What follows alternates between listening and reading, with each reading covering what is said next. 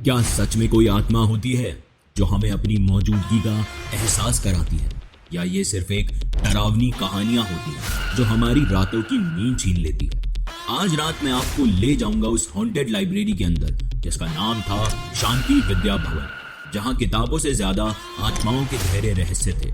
और उन्हीं रहस्यों के बीच अभिनव को एक किताब मिलती है, काल पुस्तक। क्या आप तैयार हैं उस किताब के अंदर की कहानी सुनने के लिए? डर की इस नई दुनिया में आपका स्वागत है। नमस्कार दोस्तों, आप सुन रहे हैं the horror show by Karnik. कहानी शुरू करने से पहले अगर आप हमारे चैनल पर नए हैं तो चैनल को सब्सक्राइब जरूर करें। आइए शुरू करते हैं आज की कहानी, जिसका नाम है काल पुस्तक। मुंबई के आउटस्कर्ट्स में एक छोटी सी, शहर से थोड़ी दूर पर एक अजनबी सी जगह थी, जहां नए और पुराने जमाने की खुशबू एक स्ट्रेंज ब्लेंड में मिलती थी। गलियां छोटी थी, लेकिन हर मोड़ और कॉर्नर में एक अलग कहानी छुपी हुई थी। हर गली के पीछे एक नए राज, एक पुरानी कथा या एक अनजान किस्सा लोगों का इंतजार करता था। कभी एक पुराना ईरानी कैफे तो कभी एक ग्राफिटी से भरी दीवार जो नए जमाने के आर्ट और पुराने शहर के रस्टिक चार्म को मिलाती थी। इसी शहर के एक रेंटेड 1 BHK अपार्टमेंट में रहता था अभिनव, 30 साल का स्ट्रगलिंग राइटर, जिसके सपने बड़े थे लेकिन उन तक पहुंचने का रास्ता हमेशा धुंधला लगता था। अभिनव फ्रीलांसिंग असाइनमेंट्स करके अपना गुजारा कर लेता था, लेकिन यह काम उसको कभी खुश नहीं कर पाता था। कभी लोकल करप्शन पे कोई स्टोरी लिखता तो कभी किसी छोटी सेलिब्रिटी की सक्सेस स्टोरी, पर ये स्टोरीज कभी उसे वो सक्सेस नहीं दिलवा पाई जो उसका अल्टीमेट गोल था। हर बार जब किसी पब्लिशर को अपनी नई स्टोरी की कॉपी भेजता तो या तो रिप्लाई नहीं आता या एक टिपिकल रिप्लाई आता, this doesn't meet our expectations. ये क्या है अभिनव, क्या बकवास भेजी है, कम ऑन अभिनव। उसका कॉन्फिडेंस धीरे धीरे गिर रहा था, लेकिन अंदर एक छोटी सी होप अब भी जिंदा थी। एक शाम फ्रस्ट्रेशन के बीच वो अपने फेवरेट चाय स्टॉल पर गया। स्टॉल की वो मिट्टी की खुशबू और कड़क मसाले की चाय का टेस्ट हमेशा उसका मूड थोड़ा बेटर कर देते थे। वहीं एक प्लास्टिक की कुर्सी पर बैठ के वो अपने फोन पर नोटिफिकेशंस स्क्रॉल कर रहा था जब उसका कॉलेज का पुराना दोस्त रोहित आ गया। रोहित एक वेल नोन लोकल हिस्टोरियन था जो शहर के दबे हुए फैक्ट्स और पैरानॉर्मल स्टोरीज में इंटरेस्ट रखता था। उसके आर्टिकल्स कभी कभी वायरल हो जाते थे और उसका ऑरा अभिनव के लिए एक इंस्पिरेशन था। कॉन्वर्सेशन के बीच चाय की एक गर्म चुस्की लेते हुए रोहित कैजुअली बोला, अबे तुम्हें किसी नई और ग्रिपिंग कहानी का आइडिया चाहिए ना? एक लाइब्रेरी है टाउन के एंड में, जहां से बस एक किताब ले आओ। लोग कहते हैं वो किताब लिखने वाले के अंदर एक अजीब क्रिएटिविटी जागती है। अभिनव पहले तो हंसा, सोचते हुए कि रोहित अपने यूजुअल ड्रामेटिक टोन में है, लेकिन फिर क्यूरोसिटी का एक छोटा सा बीज उसके अंदर बोया गया। एक स्ट्रगलिंग राइटर के लिए ऐसी कोई चीज जो उसकी स्टोरीज को इंपैक्ट और यूनिकनेस दे सके, वो किसी ट्रेजर से कम नहीं लग रही थी। रोहित ने लोकेशन एक्सप्लेन की, एक अबेंडन लाइब्रेरी जिसका नाम था शांति विद्या भवन। लाइब्रेरी पुरानी ब्रिटिश एरा की थी और लोग कहते थे कि ये एक डेड जोन जैसी है। ना कोई वहां रहता है, ना कोई वहां जाता है, बस एक ओल्ड केयर टेकर लाइब्रेरी को संभालता था। क्यूरोसिटी में अभिनव अगले दिन लाइब्रेरी पहुंचा। वहां एंटर करते ही एक अजीब सी ठंड थी जो मुंबई की गर्मी में इम्पॉसिबल लगती थी। अंदर हर जगह पुरानी किताबें और वुडन शेल्फ्स थे, जिसमें दीमक ने समय के साथ वहां अपना घर बना लिया था। छत से लटकते मकड़ी के जाले और मट्टी की पुरानी खुशबू माहौल को और भी ज्यादा खौफनाक बना रही थी।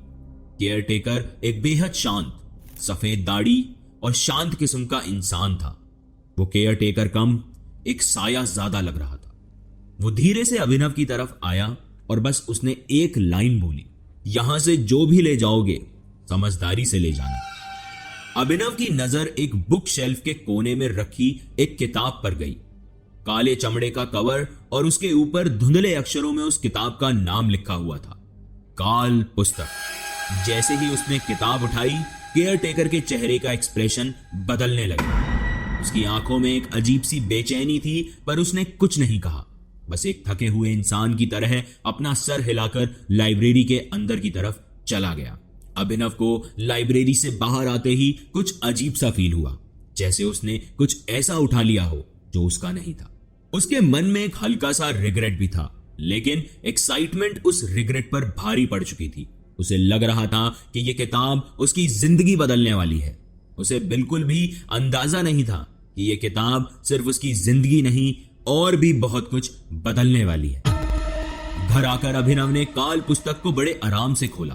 किताब के पन्ने खाली थे और उनका टेक्सचर जैसे हैंडमेड पेपर का था। उसने कैजुअली एक पेन उठाया और लिखने की कोशिश की, लेकिन जैसे ही उसने अपने पेन का निब पेपर पर रखा, उसका हाथ अपने आप चलने लगा। उसने एक लाइन लिखी, रास्ता गलत चुना तो लौटने का चांस नहीं मिलेगा। अभिनव का दिल एक सेकंड के लिए धक से रह गया। उसका मन डर और एक्साइटमेंट के बीच घूम रहा था, लेकिन फिर उसने सोचा, शायद मेरे सबकॉन्शियस ने यह लिख दिया होगा। उसने एक बार फिर ट्राई किया और इस बार सब नॉर्मल लगने लगा। उसने सोचा कि यह सिर्फ इमेजिनेशन का खेल है और अपनी कहानी लिखना शुरू किया। अगली कुछ रातों तक जब भी अभिनव उस किताब को खोलता, एक अजीब सी शक्ति उसके अंदर भर जाती। जो आइडियाज उसके माइंड में पहले बिखरे और धुंधले लगते थे, वो एकदम से क्रिस्टल क्लियर होने लगे। उसके प्लॉट्स इतने शार्प और एंगेजिंग हो गए थे कि वो खुद हैरान था। हर वर्ड में एक जादू था और हर पैराग्राफ में एक अलग ही इम्पैक्ट। उसके लिखने का स्टाइल बदलने लगा था। अब उसके कैरेक्टर्स और ज्यादा रियल और डायलॉग्स रोंगटे खड़े करने वाले लगते थे। ऐसा लगता था जैसे वो सिर्फ लिख नहीं रहा, बल्कि उस पल को जीकर अपना एक्सपीरियंस बयां कर रहा है, जैसे कोई काली शक्ति उसके साथ काम कर रही हो।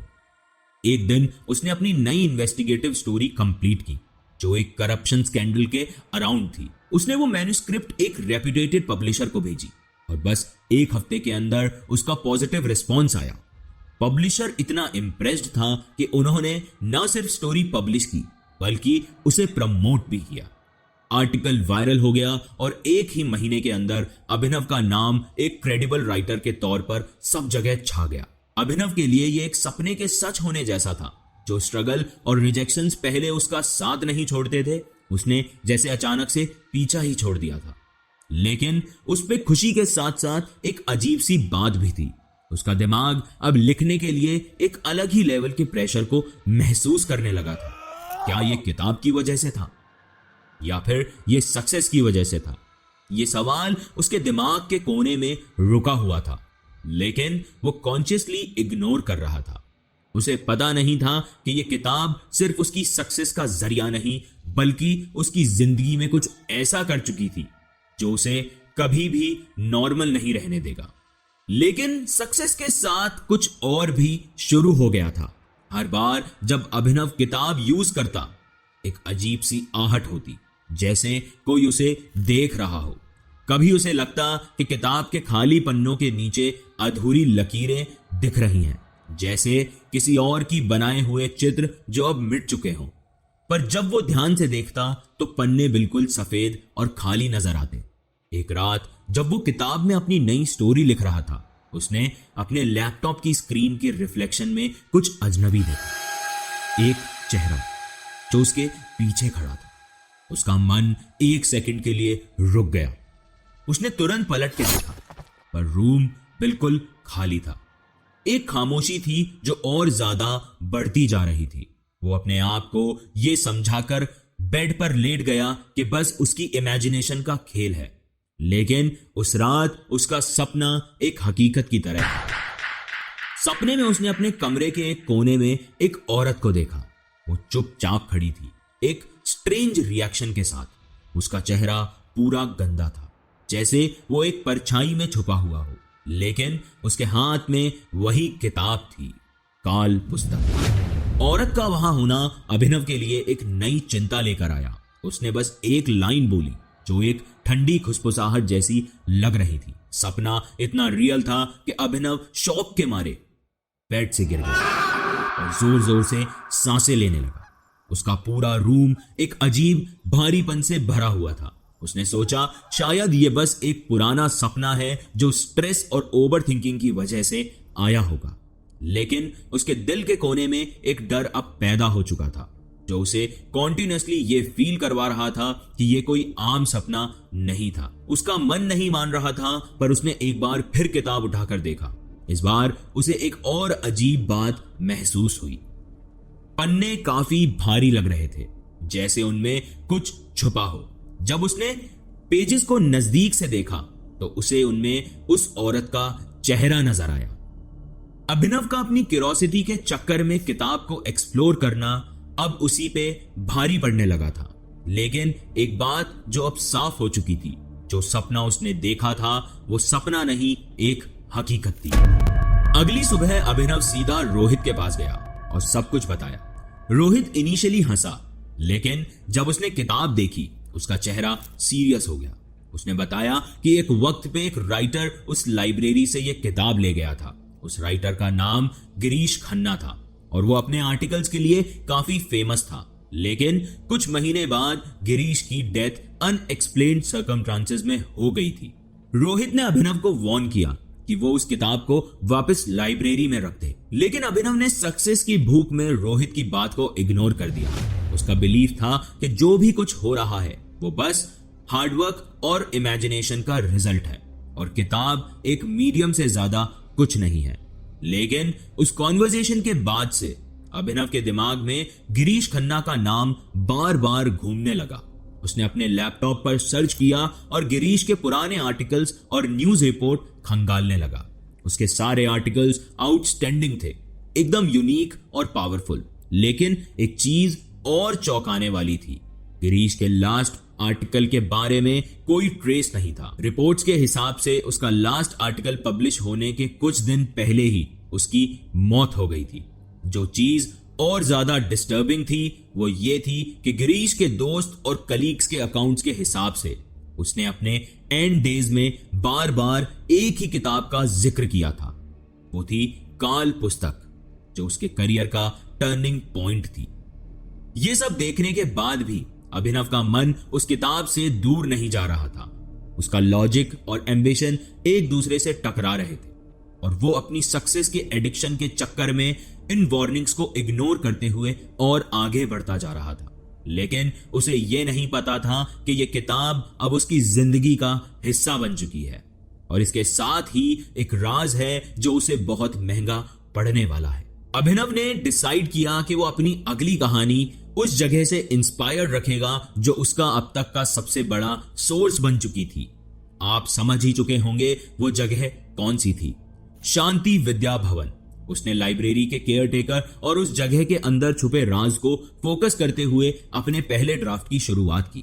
वो दिन रात किताब लिखने लगा और एक एक पेज उसकी इमेजिनेशन और क्रिएटिविटी से भर गया। पर जब भी वो कुछ लिखता वो हाथ से उसके आसपास होने लगते।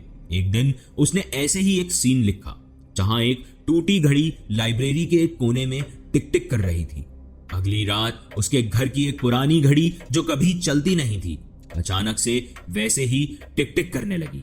एक और बार उसने एक और सीन लिखा जहां पुराना केयरटेकर एक अंधेरे रूम में एक छुपी हुई शेल्फ के पीछे कुछ ढूंढ रहा था।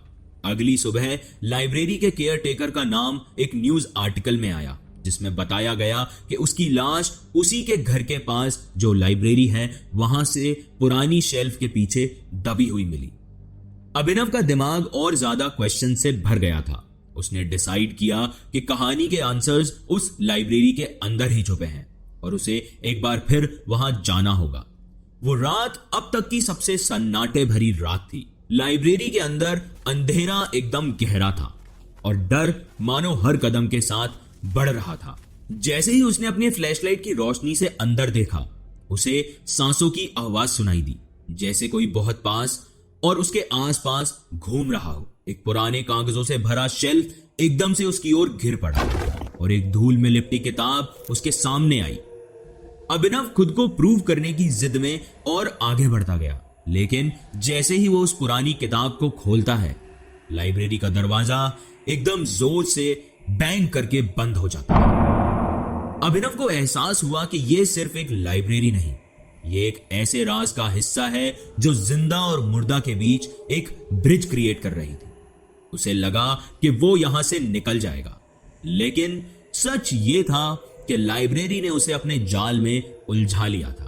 क्या वो सिर्फ क्यूरियोसिटी का शिकार था या उसकी किस्मत उसे यहां ले आई थी? ये सवाल हमेशा के लिए उस लाइब्रेरी के अंधेरों में खो गया। अगली सुबह अभिनव का कमरा खुला मिला, लेकिन वो खुद वहां नहीं था।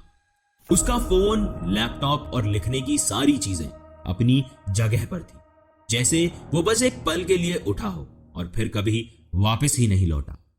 पुलिस इन्वेस्टिगेशन में कोई अनयूजुअल क्लू नहीं मिला, बस एक किताब, काल पुस्तक जो एक शेल्फ पर रखी हुई थी, बिल्कुल साफ, खाली और अनटच्ड। उसकी डायरी के कुछ पन्नों पर बस कुछ लाइनें लिखी हुई थी, जो सच के करीब जाता है वो कई बार उस सच में खुद उलझ जाता है। शांति विद्या भवन लाइब्रेरी की कहानी अब और भी ज्यादा मशहूर हो चुकी थी, लेकिन अब कोई भी वहां जाने की हिम्मत नहीं करता। लाइब्रेरी का केयरटेकर अब गुजर चुका था। अगर आज भी उस लाइब्रेरी के बारे में वहां के लोगों से कोई कुछ पूछता है तो वहां के लोग बस एक हल्की सी मुस्कान के साथ एक ही बात कहते हैं, हर किताब एक कहानी को अपने अंदर समेट लेती है। क्या आपको भी उस किताब का हिस्सा बनना है? ये काल पुस्तक सिर्फ एक किताब नहीं थी, ये एक खोई हुई सच्चाई थी, एक डार्क सीक्रेट जो अभिनव इस दुनिया में ले आया था। हर रात उस किताब के साथ जो स्ट्रेंज इंसिडेंट्स हुए वो सिर्फ इमेजिनेशन की क्रिएशन नहीं थे।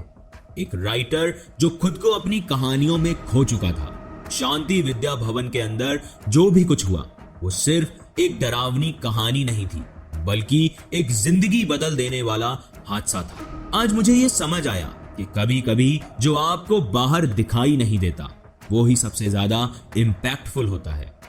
अब शायद मुझे भी अपनी डायरी लिखने में डर लग सकता है, क्योंकि काल पुस्तक कब किसकी डायरी बन जाए ये किसी को नहीं पता। अगर आप भी लिखने का शौक रखते हैं तो संभल के, आपकी कलम चलते चलते कहीं आत्माओं तक ना पहुंच जाए, क्योंकि अक्सर आत्माएं अधूरी कहानियों को पूरा करने की तलाश में यहां वहां भटकती रहती हैं। अपने आंख कान खुले रखें और इस कड़कती ठंड में हमारी हॉरर स्टोरीज को अपना प्यार ऐसे ही देते रहें। आज की कहानी में बस इतना ही। अगर आपके पास भी कोई कहानी है, कोई किस्सा है, तो आप उसे हमें जरूर भेजें। ईमेल आपकी स्क्रीन पर है। कहानियों के साथ अपना कांटेक्ट नंबर जरूर शेयर करें। अगर आप ये कहानी स्पॉटिफाई पे सुन रहे हैं तो हमें फॉलो जरूर करें, और अगर आप ये कहानी यूट्यूब पर सुन रहे हैं तो चैनल को सब्सक्राइब करना ना भूलें। हमारे चैनल पर ऐसी बहुत सारी हॉन्टेड चिल्स आपका इंतजार कर रही हैं। आज ही चैनल विजिट करें और इन कहानियों को अपना प्यार दें। धन्यवाद। आप सुन रहे थे द हॉरर शो बाय करनिक।